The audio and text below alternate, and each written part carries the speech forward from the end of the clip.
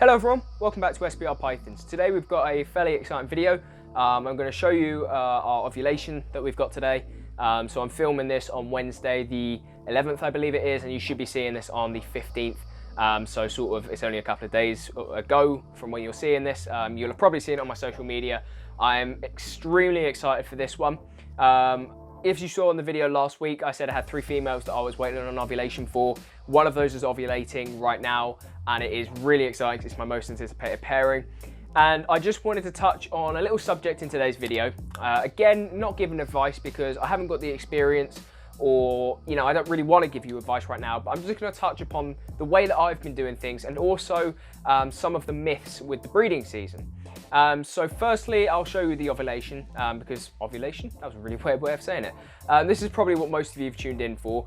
So I'll show you the ovulation. It's the Enchi Pinstripe Yellowbelly Het Pied, who's gone over the Banana Gravel Het Pied. So a really exciting pairing, easily our most anticipated of the year. And can you see it, guys? I mean, it's really hard to miss.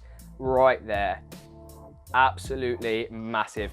Now the way you can describe it is obviously it looks like she's all puffed out. She looks incredibly large. I don't really want to disturb her, but I will try and show you her tail suck if nothing else, because she's got a proper tail suck going on. Not sure if that's coming through the camera. Can you see that on the camera there? It's coming through incredibly well, that tail suck this time. And I'll pick her up very quickly. I don't advise doing this. I'm only doing it for you guys' viewing purpose. I wouldn't normally pick them up, but there. Can you see just how massive she is? Massive. Now, this isn't me giving you advice. Ovulations are, ovulations. You will see them if you get them. So there's no point in me sort of advising you on what to look for.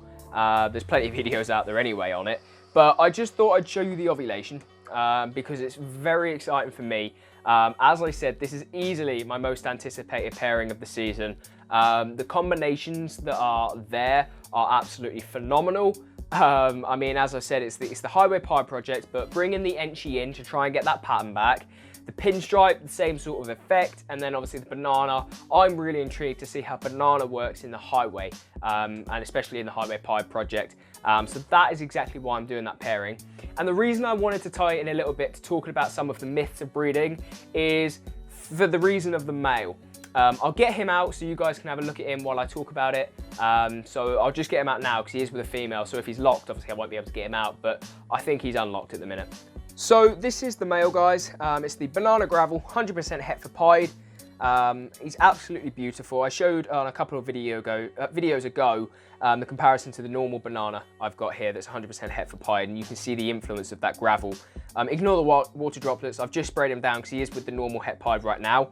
But this boy is a little bit of a myth buster in terms of he's not now, but when I first introduced him, he was 5 months old, and when he first locked her, he was 6 months old. So this is kind of what I mean by the myth busting. So the general myths are that the male has to be a year old and X weight, 700 grams or something like that. However, this boy, I know for a fact, was 450 grams and 6 months old when he locked, because I remember him doing it and thinking, hell yes, go on lad. I was extremely chuffed with it.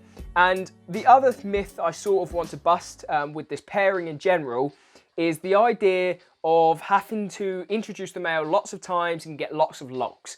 Now, I've said before, I'm not a fan of the whole, 1 week out, 1 week in and things like that.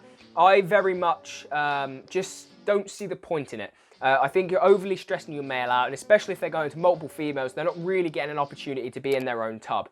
So, for example, this boy is the same as all my males. He gets 1 lock per month. If he gets the job done, he doesn't see that female again until the next month. If he doesn't lock, yes, I will reintroduce a second time or a third time, depending on how long I take them apart for and whether they're feeding.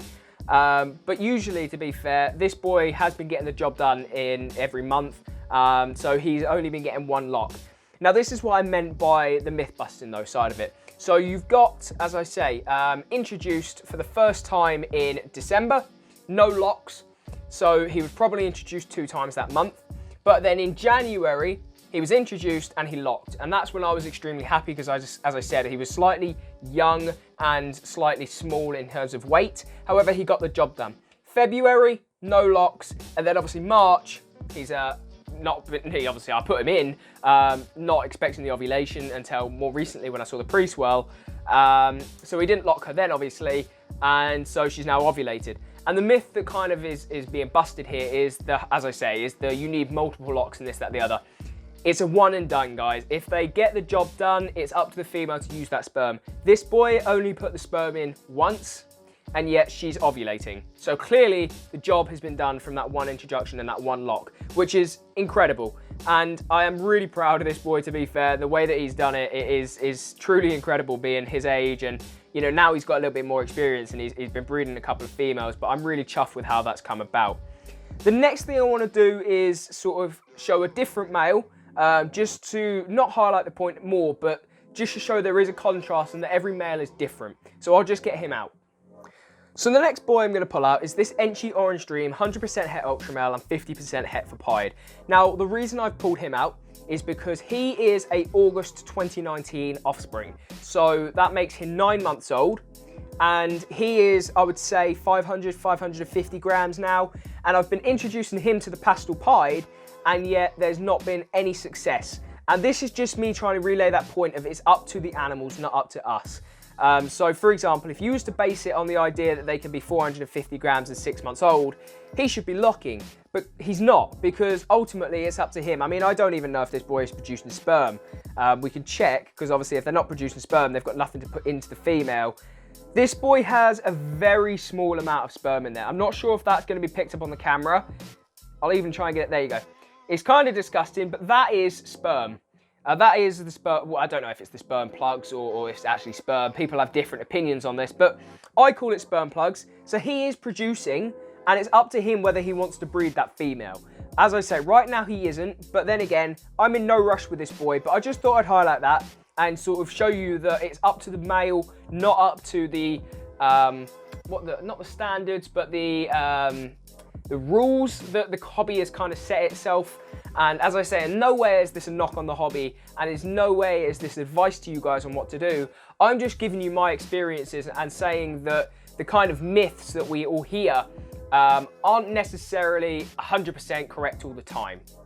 So just a little bit and touch on, as I say, how I've done this. Now, I have highlighted this, but for anyone that hasn't seen it, how I work my breeding season, as I've said, I introduce the male once per month. If he gets the lock done, that's it. Until the next month, he doesn't see that female again. However, if they don't lock, as I say, I will reintroduce, after offering a meal to that male. And in terms of the females, they get given regular meals the whole way through. So obviously, when they're building those follicles, they will smash food, and you know, as they're trying to build that sort of follicular growth inside of them. And then they usually will go off of food when it comes to close to their ovulation. So for example, the Enchi Pinstripe Yellowbelly has went off food, and that's how I kind of had an inkling it was coming, and then the pre-swell kind of confirmed that for me. It doesn't always happen like that. The pied smashed her food all the way up to her pre-lay shed, I think, and I'm not offering it to her right now, but I do think she would take food now, even though I believe she has ovulated. Again, it's all female and animal dependent on whether they're going to feed. I think that's really important to relay. Again, it's a case of as much research as you can do. It is about knowing your animals. And I know that some other people have touched on that. And as I say, in no way am I trying to give you advice. I'm just trying to give you my not opinions, but it's kind of my actual experiences from a first year breeder, trying to relay it to you guys. So that if you're, panicking about feeding and things like this, maybe it will help you a little bit, but that's no way my intention. I just want to try and get my opinion. Again, not my opinion. I want to try and get my actual experiences across to you guys, and I sort of hope that that's coming across. Finally, I just want to touch a little bit on support. I've had an incredible amount of support from some fairly top-end names as well. I won't name them, and I don't just, I'm not just happy with the support I'm getting from larger names, but even the small independent breeders, I would say, that have only got 5 or 6 animals, or people that are watching this without any animals. I really appreciate all the support I'm getting. As I said, I've been getting an extortionate amount recently, whether that's more and more people coming into the lives or more and more people commenting on videos and things like that. All of that goes a long way in making this possible, because it motivates me to get in front of this camera, turn the light on, stand and sweat for a little bit. And it really is my motivator. But as I say, again, on when I'm having a down day or in my work, Quite often I'll have confrontations with people, and no one likes confrontation. And it's like today, I had a confrontation with an owner, and I got a message from someone talking about the video I released last week and how they really like the way that I'm setting up my videos. And it just, you know, it's like a little an uplift even. You have that down moment and then you read something like that and it picks you right back up again. So I really appreciate all the support, guys. Hope this video hasn't been too boring. Obviously, I did show you that ovulation at the start of the video, which I'm super excited about. Once again, it's Enchi Pinstripe Yellowbelly Het Pied to Banana Gravel Het Pied, which is just absolutely incredible. And if I could have picked one parent at the start of the year, that's what I would have picked. So yeah, I'm really chuffed with that. And again, I just oversighted the breeding season, how I'm doing it, and a few of the myths surrounding it. I hope you guys have enjoyed the video. If you have, leave a like. Please leave some comments. I really do like reading, replying to them. It not only fills some of my day, sort of, you know, with snake stuff, which is always nice because a lot of my day is spent working now. So even just 10 seconds reading you guys' comment, again, it picks me up, as I say. It gets me back in the snake mood if I'm on the road or something like that.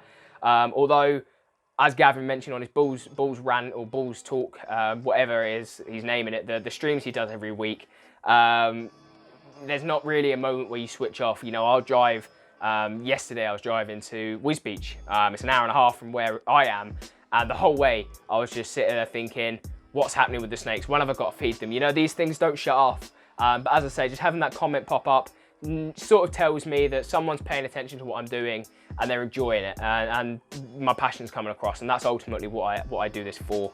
But yeah, I'm rambling as I always do. So yeah, leave a like, leave a comment. Video ideas in the comments as well are always handy. The live stream next Friday, or this Friday, and I think that's pretty much everything. I forgot something, I know I have. Subscribe. That's one of the main ones, I suppose. And I'll see you guys next week. Have a fantastic week, guys.